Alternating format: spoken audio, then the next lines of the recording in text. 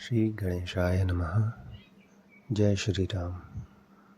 मित्रों, मैं आपको श्री राम जी के बाल्यकाल और उनसे जुड़े सभी प्रकार के प्रचलित कहानियों का वर्णन करना प्रारंभ करने जा रहा हूँ। प्रथम मैं उनके बाल्यकाल का वर्णन प्रारंभ कर रहा हूँ, जिसमें अवधपुरी के बारे में थोड़ा सा आपको बताना चाहता हूँ। यह कथा अवध की है और बहुत पुरानी है। अवध में सरयू नदी के किनारे एक अति सुंदर नगर था, अयोध्या। सही अर्थों में देखने लायक और दर्शनीय था वो। भव्यता जैसे उसका दूसरा नाम था। अयोध्या में केवल राजमहल भव्य ही नहीं था, उसकी एक एक इमारत आलीशान थी। आम लोगों के घर भव्य थे, सड़कें चौड़ी थीं, सुंदर बाग बगीचे, पानी से लबालब भरे हुए सरोवर, खेतों में लहराती हरियाली, हवा में हिलती फसलें सरयू की लहरों के साथ खेलती थीं। अयोध्या हर तरीके से एक संपन्न नगरी थी। संपन्नता हर कोने में दिखाई देती थी। सभी सुखी और समृद्ध थे। दुख और विपन्नता को अयोध्या का पता तक मालूम नहीं था, या कह सकते हैं उन्हें नगर की सीमा में प्रवेश की अनुमति ही नहीं थी। पूरा नगर विलक्षण था, अद्भुत था और मनोरम भी था। उसे ऐसा होना ही था। वह कौशल राज्य की राजधानी था। राजा दशरथ वहीं के राजा थे। उनके राज में दुख का भला क्या काम। राजा दशरथ कुशल योद्धा और न्यायप्रिय शासक थे।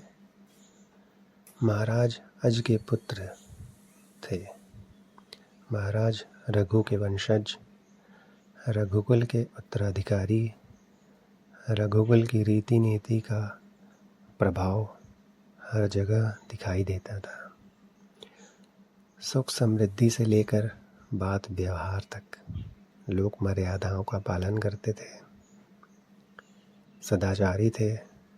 पवित्रता और शांति हर जगह थी, नगर में भी और लोगों के मन में भी।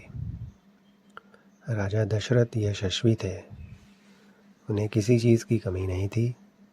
राज सुख था, कमी होने का प्रश्न ही नहीं था। लेकिन उन्हें एक दुख था। उनके मन में एक यह छोटा सा दुख हर वक्त छिपा रहता था, जो रह रहकर उभर आता था और उन्हें सताता रहता था। उनके कोई संतान नहीं थी। आयु लगातार बढ़ती जा रही थी। उनकी 3 रानियां थीं, कौसल्या, सुमित्रा और कैकेयी। रानियों के मन में भी बस यही दुख था, संतान की कमी और जीवन में सूनापन। राजा दशरथ से रानियों की बातचीत प्रायः इसी विषय पर आकर रुक जाती थी। राजा दशरथ की चिंता बढ़ती जा रही थी। बहुत सोच विचार कर उन्होंने इस संबंध में वशिष्ठ मुनि से चर्चा की। उन्हें पूरी बात विस्तार से बताई। रघुकुल के अगले उत्तराधिकारी के बारे में अपनी चिंता बताई। मुनि वशिष्ठ राजा दशरथ की चिंता समझते थे। उन्होंने दशरथ को यज्ञ करने की सलाह दी, जिसका नाम था पुत्रेष्टि यज्ञ। महर्षि ने कहा, आप पुत्रेष्टि यज्ञ करें महाराज, आपकी इच्छा अवश्य पूरी होगी। यज्ञ महान तपस्वी ऋषि श्रृंग की देखरेख में हुआ। पूरा नगर उसकी तैयारी में लगा हुआ था। यज्ञशाला सरयू नदी के किनारे बनाई गई। यज्ञ में बहुत सारे राजाओं को निमंत्रित किया गया। बहुत सारे ऋषि मुनि पधारे। शंखध्वनि और मंत्रोच्चार के बीच एक एक कर सबने आहुति डाली। राजा दशरथ ने सबसे अंत में आहुति डाली। यज्ञ पूरा हुआ। अग्नि के देवता ने महाराज दशरथ को आशीर्वाद दिया। कुछ समय बाद दशरथ की इच्छा पूरी हो गई। तीनों रानियां पुत्रवती हुई। महारानी कौशल्या ने राम को जन्म दिया। चैत्र माह की नवमी के दिन रानी सुमित्रा के 2 पुत्र हुए, लक्ष्मण और शत्रुघ्न। रानी कैकेयी के पुत्र का नाम भरत रखा गया। राजमहल में खुशी छा गई। नगर में बधाइयाँ बजने लगीं, मंगल गीत गाए गए। हर ओर खुशी और उत्सव जैसा माहौल था। राजा दशरथ भी प्रसन्न थे। उनकी मनोकामना पूरी हुई थी। प्रजा प्रसन्न थी कि दशरथ की चिंता दूर हुई। नगर में बड़ा समारोह आयोजित किया गया। धूमधाम से सबने राम जी के जन्म होने की खुशी मनाई। दूर दूर से लोग आए। राजा दशरथ ने सबको पूरा सम्मान दिया। उन्हें कपड़े, अनाज और धन देकर विदा किया। चारों राजकुमार धीरे धीरे बड़े हुए। वे बहुत सुंदर थे। साथ खेलने निकलते तो लोग उन्हें देखते ही रह जाते थे। आंखें उनसे हटती नहीं थी। चारों भाइयों में आपस में बहुत प्रेम था। वे अपने बड़े भाई राम की आज्ञा मानते थे। खेल कूद में लक्ष्मण प्रायः राम के साथ रहते। भरत और शत्रुघ्न की अलग जोड़ी थी। और राम बड़े होने पर राजकुमारों को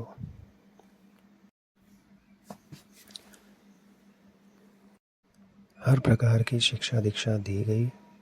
सभी राजकुमारों को शिक्षा दीक्षा के लिए बाहर भेजा गया। उन्होंने कुशल और अपनी विद्या में दक्ष गुरुजनों से ज्ञान अर्जित किया। शास्त्रों का अध्ययन किया, शास्त्र विद्या सीखी। चारों राजकुमार कुशाग्र बुद्धि थे, अतः जल्द ही सब विद्याओं में पारंगत हो गए। इन चारों भाइयों में राम सर्वोपरि थे। उनमें कई अन्य गुण भी थे। विवेक, शालीनता और न्यायप्रियता राजा दशरथ को सबसे अधिक प्रिय थे। राम ज्येष्ठ पुत्र होने के कारण दशरथ को सबसे प्रिय थे। राजकुमार कुछ और बड़े हुए, विवाह योग्य हो गए। नगर में इसकी चर्चा होने लगी। महाराज दशरथ भी ऐसा ही चाहते थे। उनकी संतानों के लिए सुयोग्य वधुएं मिले। परिजनों में चर्चा पहले से ही हो रही थी। बाद में पुरोहितों को भी इसमें शामिल कर लिया गया। अयोध्या का राजमहल एक दिन ऐसी ही चर्चा चल रही थी। इस विषय पर गहन मंत्रणा हो रही थी। तभी एक द्वारपाल घबराया हुआ अंदर आया। उसने सूचना दी, महर्षि विश्वामित्र पधारे हैं। महाराज दशरथ तत्काल अपना आसन छोड़कर खड़े हो गए। द्वार की ओर बढ़े, महर्षि की आगवानी करने, उनका स्वागत करने। उन्हें लेकर दरबार में आए। विश्वामित्र को ऊंचा आसन दिया। विश्वामित्र कभी स्वयं राजा थे, बहुत बड़े और बलशाली। बाद में अपना राजपाट छोड़ दिया, संन्यास ग्रहण कर लिया, जंगल चले गए और वहीं अपना आश्रम बनाया और उसे उन्होंने सिद्ध आश्रम का नाम दिया। महर्षि के स्वागत सत्कार के बाद दशरथ ने कहा, महर्षि आज्ञा दें, मैं आपकी क्या सेवा कर सकता हूँ। आप अपने मन की बात कहिए, आपकी आज्ञा का पूरा तरह पालन होगा।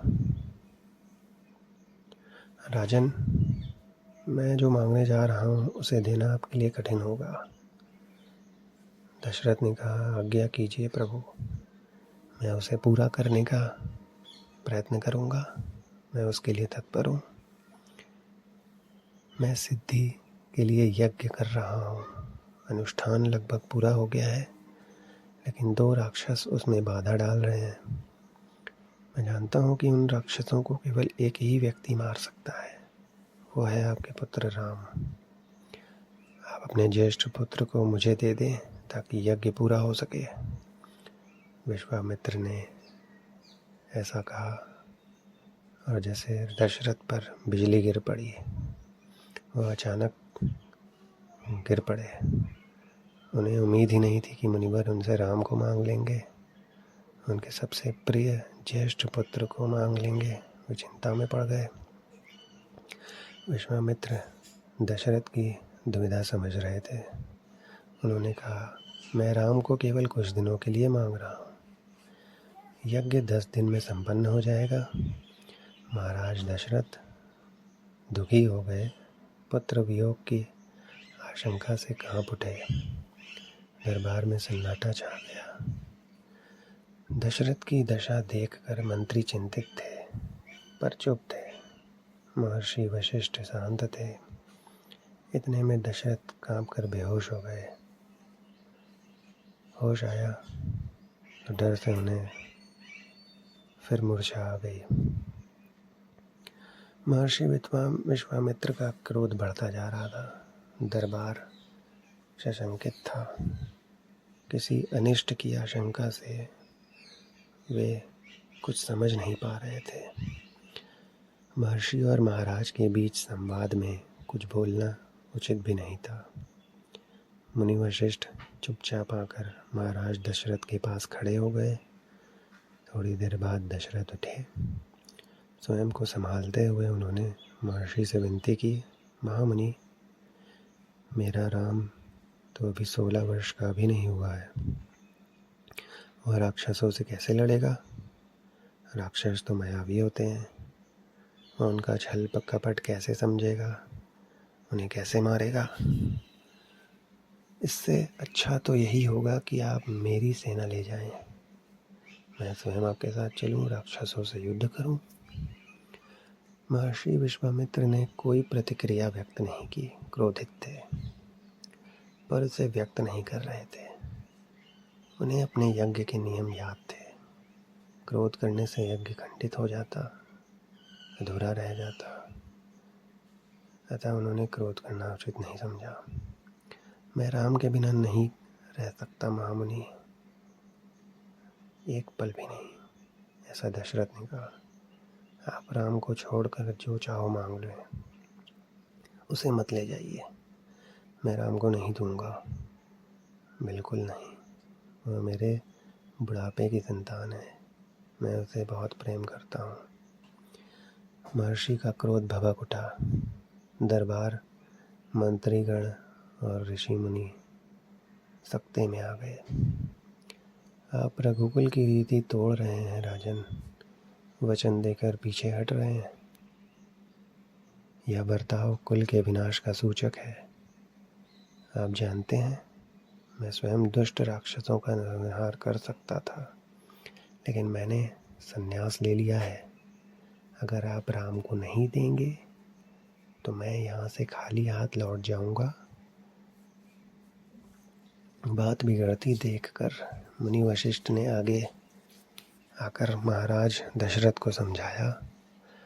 राम की शक्ति के बारे में, प्रतिज्ञा तोड़ने के संबंध में, महर्षि विश्वामित्र के साथ रहने पर राजकुमार राम को होने वाले लाभ के बारे में।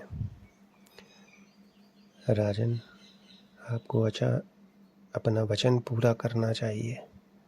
रघुकुल की रीति यही है, प्राण जाए पर वचन न जाए। आप राम की चिंता ना करें। महर्षि के होते उनका कोई कुछ नहीं बिगाड़ सकता। महाराज की चिंता कुछ कम हुई, पर मन अब भी खिन्न था। पुत्र विछोह का दुख सभी तर्कों पर भारी पड़ रहा था। गुरु वशिष्ठ ने कहा, महाराज, महर्षि विश्वामित्र सिद्ध पुरुष हैं, तपस्वी हैं, अनेक गुप्त विद्याओं का ज्ञान रखते हैं। वह कुछ सोच कर ही आए हैं। राम उनसे अनेक नई विद्याएं सीख सकेंगे। आप राम को महर्षि विश्वामित्र के साथ जाने दें, राम को उन्हें सौंप दें। दशरथ ने मुनि वशिष्ठ की बात दुखी मन से स्वीकार कर ली, लेकिन वह राम को अकेले नहीं भेजना चाहते थे। उन्होंने विश्वामित्र से आग्रह किया कि वे राम के साथ उनके छोटे बेटे लक्ष्मण को भी ले जाएं। महर्षि विश्वामित्र ने महाराज दशरथ का यह आग्रह स्वीकार कर लिया। राम और लक्ष्मण को तत्काल दरबार में बुलाया गया। महाराज दशरथ ने उन्हें अपने निर्णय की सूचना दी। दोनों भाई उसे सहर्ष स्वीकार कर सिर झुकाकर विश्वामित्र के साथ चल दिए। इसकी सूचना माता कौशल्या को दी गई।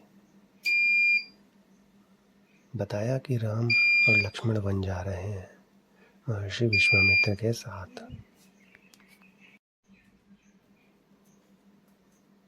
महाराज ने दोनों पुत्रों का मस्तक चूमकर उन्हें महर्षि को सौंप दिया। दोनों राजकुमार बिना विलंब किए महर्षि के साथ चल पड़े बीहड़ और भयानक जंगलों की ओर।